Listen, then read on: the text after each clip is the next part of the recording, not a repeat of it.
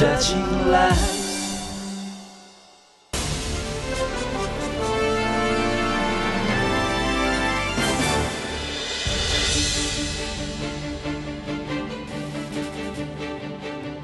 Namaste, Apollo clinicals dear ডক্টরে আপনাদের সবাইকে স্বাগত। প্রথম বিভাগ অর্থাৎ ভিজিটিং আওয়ারে আজ অপেক্ষা করছেন দুজন ডাক্তারবাবু। আছেন ডক্টর সোমা সেনগুপ্ত এবং ডক্টর অঞ্জন ভট্টাচার্য। আজকের আলোচনার বিষয়বস্তু নিওনেটাল কেয়ার এবং চাইল্ড ডেভেলপমেন্ট সেন্টার।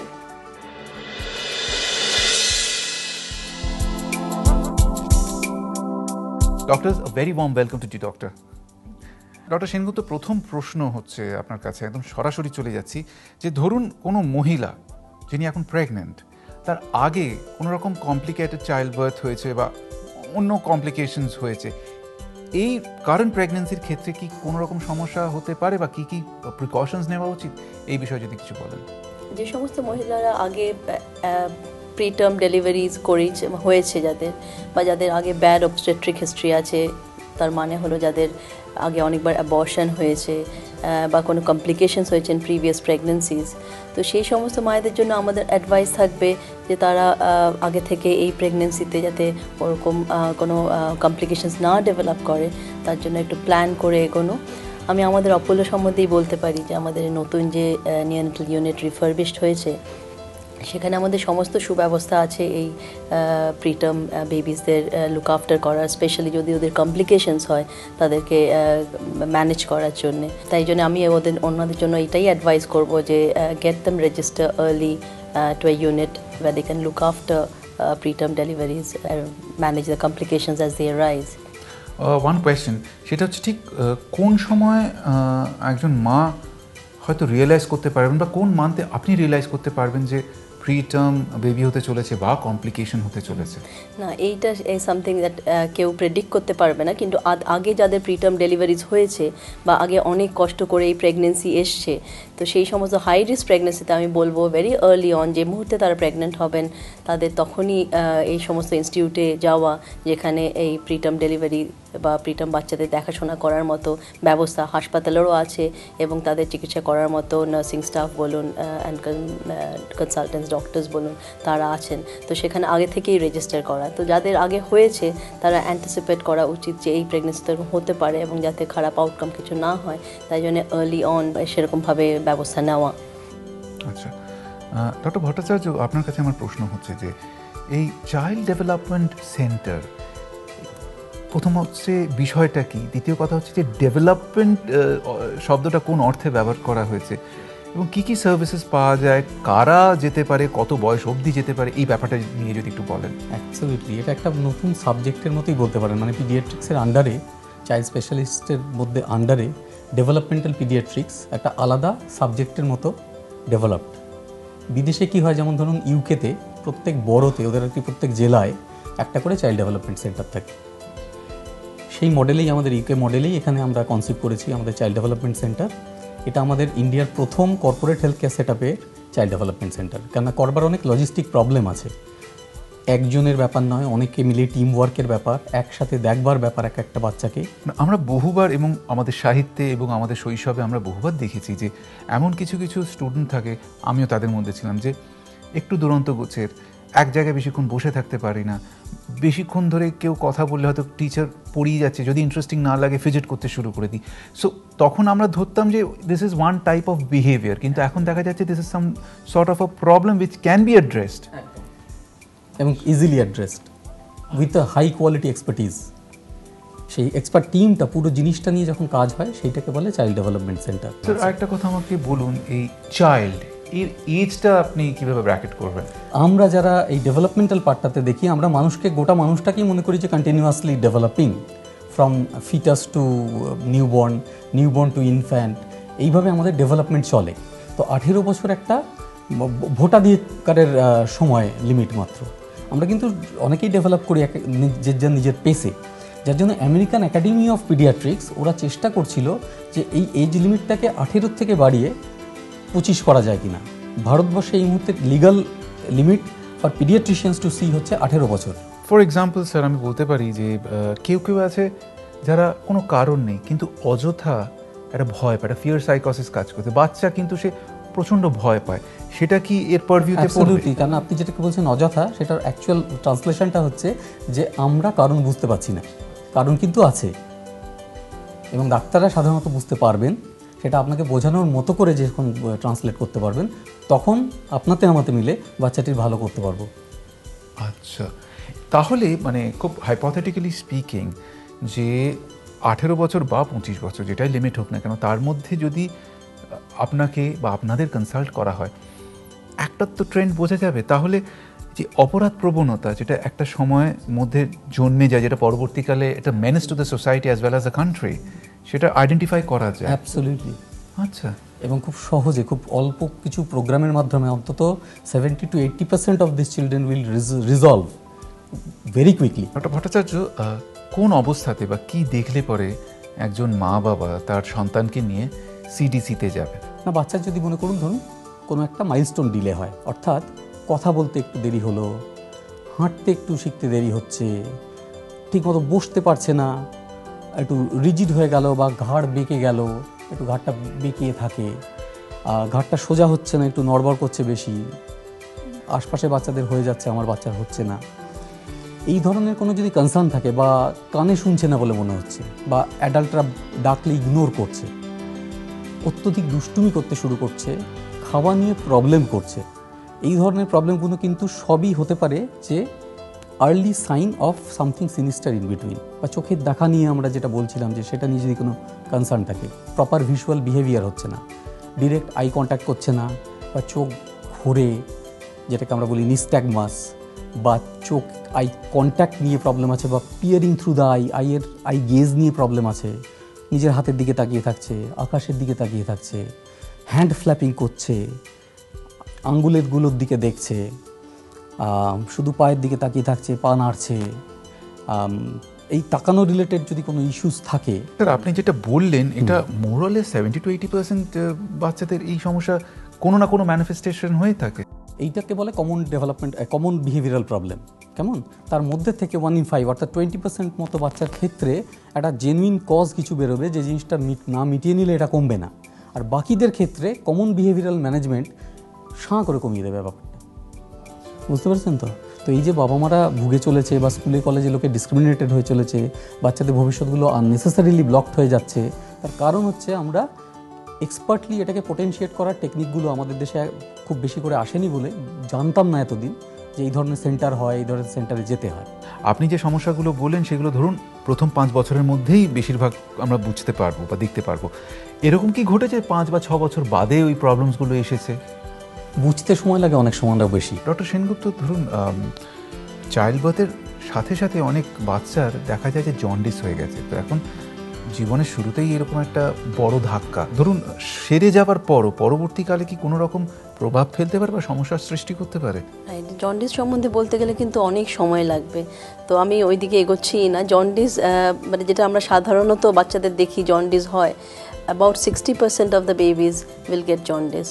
So সেটা হলো common neonatal jaundice. 60% of the newborns? And 60% of the newborns will get jaundice. তো সেটা খুবই কমন। জন্ডিস হওয়ার কারণগুলো মানে একদম সবার জানা আছে, আমরা জানি জন্ডিসটা কী করে চলে যায়, কিন্তু সেটা হলো আমরা বলি ফিজিওলজিক্যাল জন্ডিস, যেটা নর্মাল নিওনেটাল জন্ডিস, সেটাতে ভয় পাওয়ার কিছু নেই, doesn't have any long lasting effect. 2 দিন বয়স থেকে 24 ঘন্টার পর থেকে শুরু হয়, জেনারেলি পিক করে 4-5 days of age, তারপর আস্তে আস্তে চলে যায় by 7 days of age. That is the normal newborn jaundice. মানে আপনার কাছে একটা প্রশ্ন আছে, সেটা হচ্ছে, এটা ইনফ্যাক্ট মানে অনেক নতুন মায়েদের কাছ থেকেই প্রশ্নটা এসছে, সেটা হচ্ছে যে তারা কমপ্লেন করে যে বাচ্চা ব্রেস্ট ফিডিংয়ের সময় দুধ খেতে চায় না, বা অনেক সময় দুধ খাওয়ার সময় বুকে মাথা রেখে ঘুমিয়ে পড়ে। এক্ষেত্রে তাদেরকে কি অ্যাডভাইস দেবেন আপনি? This is a very common problem actually. সব মায়েরাই, প্রথম মা স্পেশালি যারা প্রথম মা হন, তাদের সবারই একই প্রশ্ন, একই থাকে কি বাচ্চা বুকে ঘুমোচ্ছে। এখন breast is a area of comfort for the babies, তো বাচ্চারা বুকে গিয়ে ঘুমোবে, এটাই নর্মাল। এখন আর ব্রেস্ট ফিডিং কিন্তু খুবই কমপ্লেক্স ফেনোমেনন, মানে বাচ্চাদের যে খুব ইজিলি ব্যাপারটা হয় তা না, ওরাও শিখছে। তো প্রথম কয়েকদিন is a testing time for both baby and the mother. তো ব্রেস্ট ফিডিং মানে অনেক কিছু দেখতে হবে, কিন্তু আমি প্রশ্নটায় সোজা উত্তরে আসি, বাচ্চারা বুকে মাথা রেখে ঘুমোয়, দ্যাট ইজ নর্মাল। যেটা করতে হবে, বাচ্চারা যদি এসে ঘুমোয়ও, ওরা হয়তো 5 বার সাক করলো, করে মুখে নিপলটা নিয়ে ঘুমিয়েই পড়লো। এখন ওই ক্ষেত্রে ভাববেন না যে দুধ খাওয়া শেষ হয়ে গেছে, তার মানে ওরা রেস্ট নিচ্ছে। That's a normal resting time for the babies. ওদের বাক্কাল যে মাসলসগুলো, ওগুলো অত স্ট্রং হয় না যে একবারে অনেকটা সাক করে নিয়ে নেব। স্পেশালি ফার্স্ট ফিউ উইকস তো হয়ই না। তো ওরা ওই 5-6টা সাক করবে, একটু ঘুমোবে, তারপর আবার কিছুক্ষণ পর আবার 5-6টা সাক করবে, আবার একটু ঘুমোবে। এর মধ্যে আপনি একটু সুড়সুড়ি দিতে পারেন, একটু ওকে পিঠে হাত বুলিয়ে একটু ওঠাবার চেষ্টা করতে পারেন, কিন্তু তারপরেও বুকের থেকে সরিয়ে দেবেন না। বুকে রাখবেন, রেখে অ্যাটলিস্ট 40 to 45 মিনিটস রাখবেন। তার মধ্যে হয়তো এফেক্টিভলি ওরা 20 মিনিট সাক করবে বা 15 মিনিট সাক করবে। তো দ্যাট ইজ নিডেড। সদ্যজাত শিশুকে অনেক যত্নে, অনেক সযত্নে এবং অনেক সতর্কভাবে বড় করতে হয়, আর তার জন্য অনেক কিছুই কিন্তু জেনে নেওয়ার প্রয়োজন। তাই খুঁটিনাটি নিয়ে আরও কিছু জেনে নিতে চলুন চলে যাই পরের বিভাগ, ফেসিলিটিসে।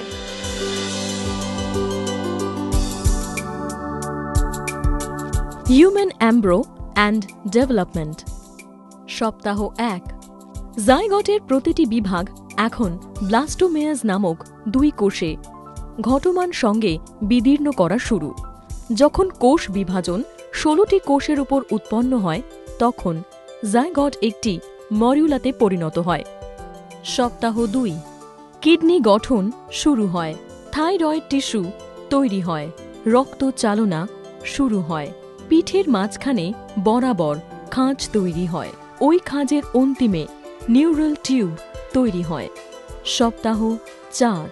হার্ট বিটস শুরু হয়, চক্ষু এবং কান বর্তমানে উপস্থিত হয়, মৌখিক গহ্বর তৈরি হয়, স্টামাকও এই সময়ই তৈরি হয়, নিম্ন বাহুতে 20 এখন বর্তমান হয়, অগ্র নিউরাল টিউব মস্তিষ্কের গঠনের প্রচেষ্টা শুরু করে, পোস্টেরিয়র অন্তিম ভাগ মেরুদণ্ডর আকার ধারণ করে, দৈর্ঘ্য 4 থেকে 6 মিলিমিটার, ওজন 0.4 গ্রাম। সপ্তাহ 6।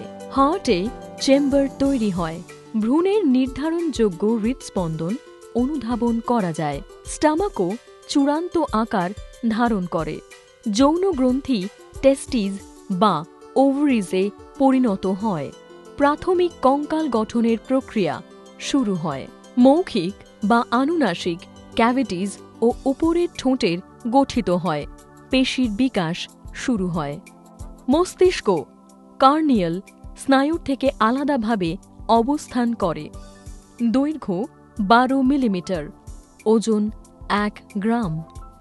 সপ্তাহ 8।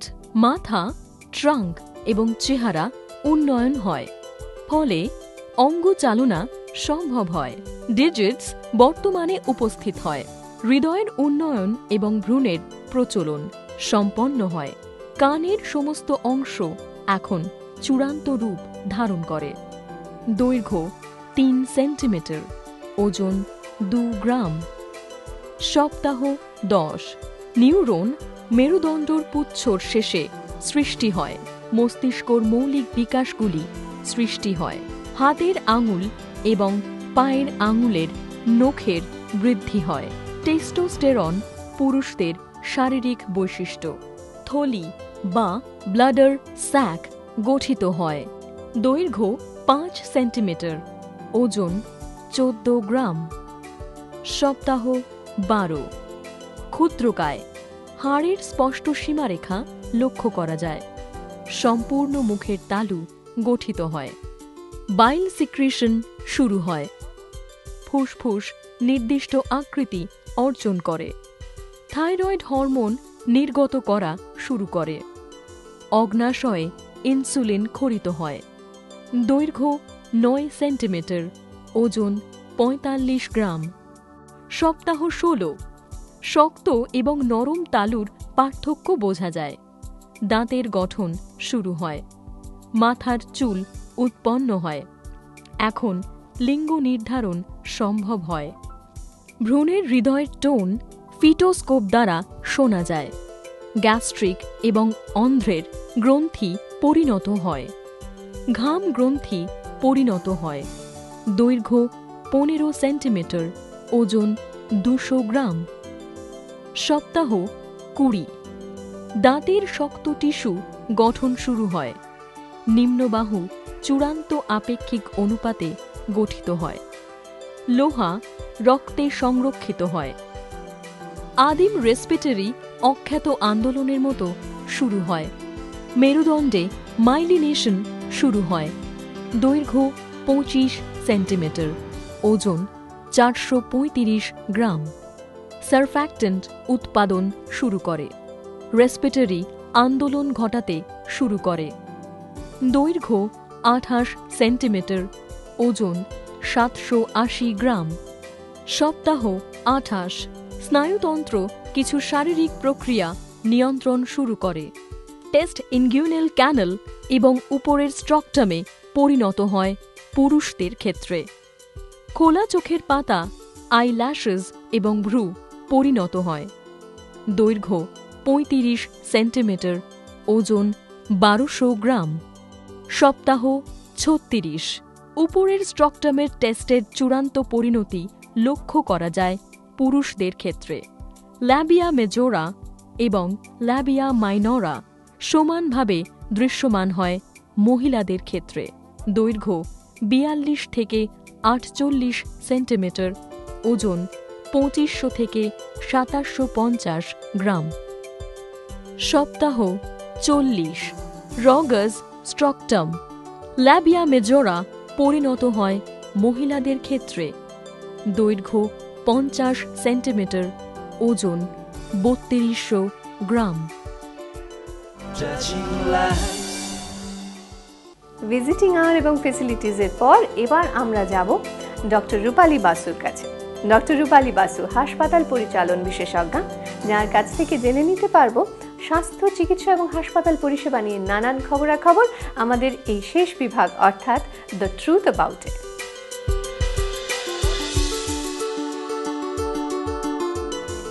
Namaste, good evening. আশা করি ভালো আছেন সবাই। আজকে আমরা একটা নতুন বিষয় মেডিকেল ট্যুরিজম নিয়ে কিছু কথা বলবো। মেডিকেল ট্যুরিজম কাকে বলে? স্বাস্থ্য সম্পর্কিত কারণে এক জায়গা থেকে অন্য জায়গায় গিয়ে স্বাস্থ্য পরিষেবা নেওয়াকেই আমরা মেডিকেল ট্যুরিজম বলি। ভারতবর্ষে মেডিকেল ট্যুরিজম ক্রমশ বর্ধিত হারে সাফল্য পাচ্ছে। আশা করা যাচ্ছে 2015 সালের মধ্যে মেডিকেল ট্যুরিজম বাৎসরিক শতকরা প্রায় 30% বৃদ্ধি পাবে, আর প্রায় $2 মিলিয়ন হেলথ কেয়ার ইন্ডাস্ট্রি হবে মেডিকেল ট্যুরিজমকে ঘিরে। আশা করা যায় কম খরচে হেলথ কেয়ার পদ্ধতির সুবিধা পেতে প্রতি বছর ভারতে প্রায় 1.5 লক্ষ মেডিকেল ট্যুরিস্ট আসবেন। ভারতে বিদেশি রোগীদের সুবিধে কি কি? ভারতে বিদেশি রোগীদের সুবিধে হলো এখানে তারা যে শুধু তুলনামূলকভাবে কম খরচে লেটেস্ট মেডিকেল প্রযুক্তির সুবিধে পাচ্ছেন তা নয়, ভাষাগত ক্ষেত্রেও তাদের অসুবিধে অনেক কম। আমাদের ভারত সরকার এখন মেডিকেল ট্যুরিজমের উন্নতির জন্য নানা পদক্ষেপ গ্রহণ করেছেন। ভারতে যেসব চিকিৎসা পরিষেবার ক্ষেত্রে মেডিকেল ট্যুরিস্টরা বেশি আগ্রহী সেগুলো হলো ডিফিকাল্ট ডিজিজ আর difficult surgery, bone marrow transplant, cardiac bypass, eye surgery, hip replacement, specially heart surgery, hip resurfacing, advanced medicine, advanced সার্জারির ক্ষেত্রে ভারতের চাহিদা মেডিকেল ট্যুরিজমের ক্ষেত্রে অগ্রগণ্য। বিদেশি হাসপাতালের থেকে চিকিৎসার খরচ তুলনামূলকভাবে ভারতে অনেকাংশে কম, এবং খরচ কম মানেই যে চিকিৎসার মান অনুন্নত তা কিন্তু একেবারেই নয়। JCI মানের স্বীকৃতিপ্রাপ্ত বহু হাসপাতাল থেকে কম খরচে বিশ্বমানের চিকিৎসা পরিষেবা পাওয়া সম্ভব। এই দেশে তথা এই রাজ্যের 2-1টি হাসপাতালে বিদেশ থেকে বহু রোগী আসেন শুধুমাত্র কম খরচে আন্তর্জাতিক মানের চিকিৎসা পাওয়ার জন্যে। ভারত মেডিকেল ট্যুরিজমের জন্য বিদেশিদের কাছে বিশেষ পছন্দের। কেন জানেন? প্রথমত, বেশিরভাগ ভারতীয় চিকিৎসক যারা নির্ভরযোগ্য চিকিৎসা কেন্দ্রের সাথে পরিষেবা সূত্রে যুক্ত, তারা USA, ইউরোপ বা অন্য কোনো উন্নত দেশ থেকে প্রশিক্ষিত বা কাজ করার অভিজ্ঞতা সম্পন্ন। দ্বিতীয়ত, প্রায় সমস্ত ডাক্তার এবং নার্সই ইংরেজি ভাষায় কথোপকথনে পারদর্শী। তৃতীয়ত, বহু ভারতীয় হাসপাতালেই মেডিকেল আর ডায়াগনস্টিক যন্ত্রপাতি বিদেশ থেকে আমদানিকৃত, অর্থাৎ আন্তর্জাতিক মানের। চতুর্থ কারণ অবশ্যই হলো ভারতীয় নার্সিং স্টাফের গুণমান। গুণমানে ভারতীয় নার্স জগৎশ্রেষ্ঠ। ফলত বাজেট সম্পর্কে অত্যন্ত সচেতন কোনো বিদেশিও এদেশে প্রথম শ্রেণীর মানসমৃদ্ধ চিকিৎসা পরিষেবা এবং বিলাস সমৃদ্ধ পরিবেশে সুযত্নে সুবিধে পেয়ে থাকেন। কলকাতা শহর দ্রুত মেডিকেল ট্যুরিজমের মানচিত্রে অত্যন্ত উল্লেখযোগ্য স্থান পেতে চলেছে। বিদেশিরা কলকাতাকে ক্রমশই পছন্দের তালিকার প্রথম দিকে স্থান দিচ্ছেন। এখানেও বিদেশি রোগীরা অপেক্ষাকৃত সুবিধাজনক মূল্যে বিশ্বমানের চিকিৎসা ও সেবা পাচ্ছেন। গত কয়েক বছরে বিদেশি রোগীদের এই শহরে চিকিৎসা করতে আসার হার ক্রমশ বাড়ছে। বহিরাগত রোগীদের মধ্যে বাংলাদেশ, ভুটান তো আছেই, তাছাড়া Myanmar, Nepal, Sri Lanka, USA, UK, Australia আর কানাডা থেকে আসা অনাবাসী বাঙালি, তার সংখ্যাও কম না। আসার কথা এই সংখ্যা ক্রমবর্ধমান। বিশ্ব চিকিৎসা পরিষেবার পরিমণ্ডলে কলকাতা শহরে মেডিকেল ট্যুরিজমের এমন উজ্জ্বল সম্ভাবনা অবশ্যই আমাদের সকলকে উৎসাহিত করে, কি তাই না? আজ এই পর্যন্ত, আবার দেখা হবে আগামী সপ্তাহে। নমস্তে।